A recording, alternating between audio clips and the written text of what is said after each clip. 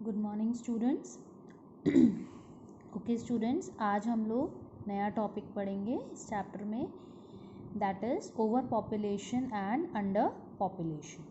इससे आपको वर्ड से ही इसका मीनिंग समझ में आ रहा होगा। ओवर पॉपुलेशन मतलब जब पॉपुलेशन ज़्यादा हो जाती है, अंडर पॉपुलेशन जब पॉपुलेशन कम होती है। अब किस रिस्पेक्ट में होती है, कैसे होती है, वो सब हम लोग इस टॉपिक के अंदर पढ़ेंगे। Both large and small countries can be underpopulated or overpopulated. चाहे कंट्री छोटी हो चाहे बड़ी हो, दोनों में अंडर पॉपुलेटेड लोग भी रहते हैं और ओवर पॉपुलेटेड भी लोग रह सकते हैं। A country can be over populated if it's resources can not sustain the current population. कोई भी कंट्री ओवर पॉपुलेटेड तब कहलाती है जब उसके रिसोर्सेज मतलब जितनी भी लोगों की ज़रूरत की चीज़ें होती हैं, जो लोगों के आसपास की जो उनकी बहुत ही नीडी चीज़ें होती हैं, अगर वो करंट पॉपुलेशन को, जो पर्टिकुलर पॉपुलेशन है उसको सस्टेन ना कर पाए, मीन्स मतलब उसको ग्रास्प ना कर पाए, उसको ना ले पाए। मतलब suppose there are 100 people living in a city. कोई एक पर्टिकुलर एरिया की अगर हम बात कर लेते हैं, बहुत छोटे से एरिया की, अगर किसी पर्टिकुलर एरिया में 100 लोग रहते हैं और 100 लोगों के लिए जितनी चीज़ों की ज़रूरत है, सपोज़ अगर उन्हें वेजिटेबल्स की ज़रूरत है तो उन 100 पीपल के लिए उतनी अगर वेजिटेबल्स वहाँ पर अवेलेबल नहीं है तो वो हमारी कंडीशन कहलाती है ओवर पॉपुलेटेड। अगर हम कंट्री की बात करें तो अगर पूरी कंट्री तब ओवर पॉपुलेटेड कहलाती है जब उसके जो रिसोर्सेज होते हैं वो कम पड़ जाते हैं जो पॉपुलेशन उस टाइम पे प्रेजेंट होती है। As long as there is over population the quality of life decline through unemployment, pollution and degradation of the environment.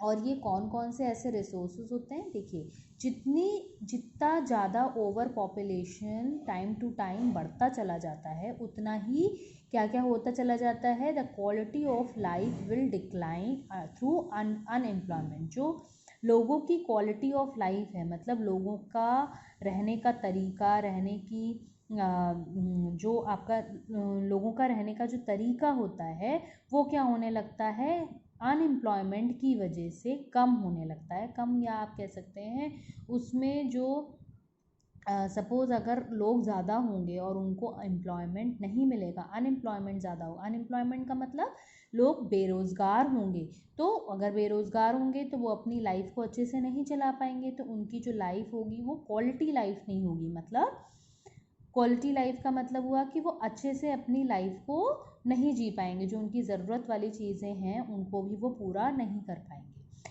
दूसरी चीज़, pollution and degradation of the environment. Pollution, एक तो पॉल्यूशन बढ़ेगा, अगर ज़्यादा लोग होंगे तो ज़्यादा गाड़ियाँ चलेंगी, ज़्यादा पॉल्यूशन होगा।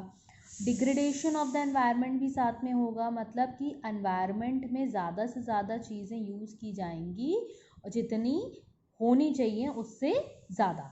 या फिर आप कह सकते हैं degradation of the environment, suppose अगर पॉल्यूशन हो रहा है और जैसे लोग एनवायरनमेंट में जो प्रेजेंट चीज़ें हैं, सपोज़ अगर जितनी एयर इस पर्टिकुलर एरिया में प्रेजेंट है, अगर ज़्यादा लोग होंगे तो उतनी ज़्यादा अमाउंट में एयर की ज़रूरत पड़ेगी, तो वो क्या हो जाता है, डिग्रेडेशन ऑफ द एनवायरनमेंट। लोग क्या करने लगते हैं, पेड़ों को काटने लगते हैं। क्यों? क्योंकि उन्हें लकड़ी चाहिए होती है। लकड़ी क्यों चाहिए होती है? खाना बनाने के लिए, या फिर अपने घरों को बनाने के लिए, या फर्नीचर बनाने। जितने लोग होंगे उतनी ज़्यादा चीज़ों की ज़रूरत पड़ेगी। उससे क्या होगा, जो एनवायरनमेंट में ट्रीज़ हैं वो क्या हो रहे हैं, वो डिग्रेड हो रहे हैं, मतलब कम होते चले जा रहे हैं। तो इस ओवर पॉपुलेशन की वजह से बहुत सारी चीज़ें अफेक्ट करती हैं। अब in an under populated country में क्या होता है, the population can not fully utilize the available resources. Population जो होती है, उस टाइम की जो पॉपुलेशन होती है, वो जितने अवेलेबल रिसोर्सेज होते हैं, जितने रिसोर्सेज कंट्री के पास अवेलेबल होते हैं, उन रिसोर्सेज को भी वो यूटिलाइज नहीं कर पाती, उनको वो यूज़ नहीं कर पाते हैं। An increase in population of an underpopulated country would lead to an increase in the quality of life. और अगर जहाँ अंडर पॉपुलेटेड कंट्री होती है, अगर वहाँ पर पॉपुलेशन इंक्रीज हो जाती है तो क्या होता है, would lead to an increase in the quality of life. और तो उससे क्या होता है, धीरे धीरे क्वालिटी ऑफ लाइफ क्या होने लगती है, इंक्रीज होने लगती है। नाउ अब हम लोग ओवर पॉपुलेशन और अंडर पॉपुलेशन अलग अलग से पढ़ेंगे, डीप में पढ़ेंगे, थोड़ा सम इसका पूरा डिटेल में पढ़ेंगे। When too many people are living in a country but there aren't enough resources to help them live or to feed them, then that particular situation is termed as overpopulation. देखिए, जब बहुत ज़्यादा लोग, when too many people are living in a country, कोई भी एक country में बहुत सारे लोग रहते हैं, but there aren't enough resources to help them live or to feed them, पर उस कंट्री के पास इतने रिसोर्सेज नहीं होते हैं कि वो उन लोगों की लाइफ को चला सके, उनको खाना खिला सके, then that particular situation is termed as overpopulation। तब हम उस particular situation को क्या कहते हैं, overpopulation। With an increasing population, even basic amenities become unavailable to the people। क्या होता है, जैसे जैसे पॉपुलेशन इंक्रीज होती जाती है तो जो बेसिक एमिनिटीज़, मतलब जो बेसिक नीड्स होती हैं, वो भी लोगों की क्या होने लगती हैं, अनअवेलेबल हो जाती हैं पीपल की लोगों को नहीं मिल पाती हैं आसानी से। दीज बेसिक एमिनिटीज़ इंक्लूड, कौन कौन सी बेसिक एमिनिटीज़ होती हैं, include food, shelter, clean water, fuel and farmland. खाने की कमी हो जाती है, शेल्टर मतलब लोगों को घर नहीं मिलते हैं। अब जैसे कि हमारे यहाँ ही इंडिया में पॉपुलेशन इतनी ज़्यादा है कि लोगों को प्रॉपर घर भी नहीं मिल पाते हैं रहने के लिए। क्लीन वाटर, साफ़ पानी नहीं मिलता है, जितना पानी सपोज़ अगर साफ़ हो पाता है, साफ़ क्लीन की वाटर होता है, वो जितने लोगों को पहुंचता है, पर उससे ज़्यादा पॉपुलेशन अगर होती कंट्री में तो वो उन लोगों को क्लीन वाटर नहीं मिल पाता है। फ्यूल, पेट्रोल, डीजल, ये सारी चीज़ें भी क्या होने लगती हैं, कम होने लगती हैं। एंड फार्मलैंड, कोई भी, फार्मलैंड का मतलब यहाँ पर क्या हुआ कि जहाँ पर खेती करी जाती है, तो वो भी धीरे धीरे क्या होने लगती है, कम होने लगती है। Generally, higher levels of population growth are seen in developing or poorer countries, and lower levels of growth, population balance, and even decline are seen in developed or richer countries। क्या होता है जनरली, ये कहाँ पर होता है, higher levels of population growth are seen in developing और poorer countries. जो पॉपुलेशन ग्रोथ है, बहुत ज़्यादा पॉपुलेशन ग्रोथ हमें कहाँ देखने को मिलता है, डेवलपिंग और पुअरर कंट्रीज। जो बहुत ही पुअरर मतलब पुअर से भी ज़्यादा पुअर जो कंट्रीज़ होती हैं, और जो डेवलपिंग मतलब धीरे धीरे अपने आप को डेवलप कर रही हैं या फिर और दूसरे देशों से सहायता मांग के काम अपना चलाती हैं, तो वो हमारी डेवलपिंग कंट्रीज़ कहलाती हैं। दूसरों पे डिपेंड रहती हैं, वो हमारी developing countries. And lower levels of growth, और दूसरी चीज़ क्या है, लोअर लेवल्स ऑफ ग्रोथ मतलब जो ग्रोथ हो रही है वो बहुत ही लो लेवल की हो रही है। पॉपुलेशन बैलेंस, और तीसरा आपका क्या है, पॉपुलेशन बैलेंस मतलब जितनी पॉपुलेशन जिस हिसाब से बढ़नी चाहिए वो उस हिसाब से उसका बैलेंस नहीं होता है। अब जैसे कि बहुत से लोग होते हैं हमारे यहाँ कंट्री में, बहुत से ऐसे लोग हैं जिनकी इतनी ज़्यादा फैमिली बड़ी होती है, मीन्स कि एक फैमिली में हस्बैंड वाइफ हैं और उनके 5-5, 6-6 बच्चे हो जाते हैं, तो उससे क्या होता है, पॉपुलेशन बहुत ज़्यादा बढ़ जाती है।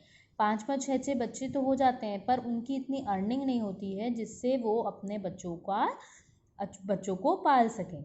इसी वजह से जो हमारी गवर्नमेंट है उसने रूल बनाया है, वो ज़्यादातर फैसिलिटीज़ उन लोगों को देते हैं जिनके खाली 2 चिल्ड्रन होते हैं। वैसे अब तो आप देखेंगे जो चाइना जो कंट्रीज़ हैं, जो और भी दूसरी कंट्रीज़ हैं, वहाँ तो ये रूल बन गया है जिनके खाली 1 चाइल्ड होगा उन्हें ही बस बेसिक जो फैसिलिटीज़ दी जाती हैं गवर्नमेंट की तरफ से, वो सिर्फ उन्हीं फैमिलीज़ को मिलती हैं। ताकि ऐसा क्यों किया जाता है, ताकि उससे क्या होता है कि पॉपुलेशन कंट्रोल में आना शुरू हो जाती है। हम बात कर रहे थे ओवर पॉपुलेशन की। तो पॉपुलेशन बैलेंस समझ में आ गया होगा सबको. And even decline are seen in developed और रिचर कंट्रीज. और ये जो डिक्लाइन है मतलब जो पॉपुलेशन ग्रोथ, जो ये आपका ओवर पॉपुलेशन है, ये और भी कहाँ देखने को मिलता है, डेवलप्ड और रिचर कंट्रीज़ में भी कभी कभी दिखाई देने लगता है. देखिए एक छोटा सा फैक्ट है. In 1950, the maximum population of the world was young. Now, in 2017, there are fewer young and more elder people. By 2050, the numbers will even out. देखिए क्या है, 1950 में क्या था, ज़्यादातर जो पॉपुलेशन थी पूरे वर्ल्ड की वो कैसी थी, वहाँ पर यंग पीपल ज़्यादा हमको देखने को मिलते थे.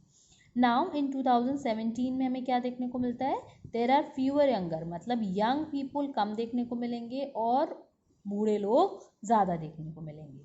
और 2050 तक क्या होने की संभावना है, that the numbers will even out. और क्या हो जाएंगे, जो नंबर्स हो जाएंगे वो एक जैसे हो जाएंगे, जितने यंग पीपल होंगे उतने ही ओल्डर पीपल्स भी होंगे. उसके बाद हमारा टॉपिक आता है कॉजेज ऑफ ओवर पॉपुलेशन. ये हम लोग अपनी दूसरी क्लास में पढ़ेंगे, दैट इज़ ऑन मंडे.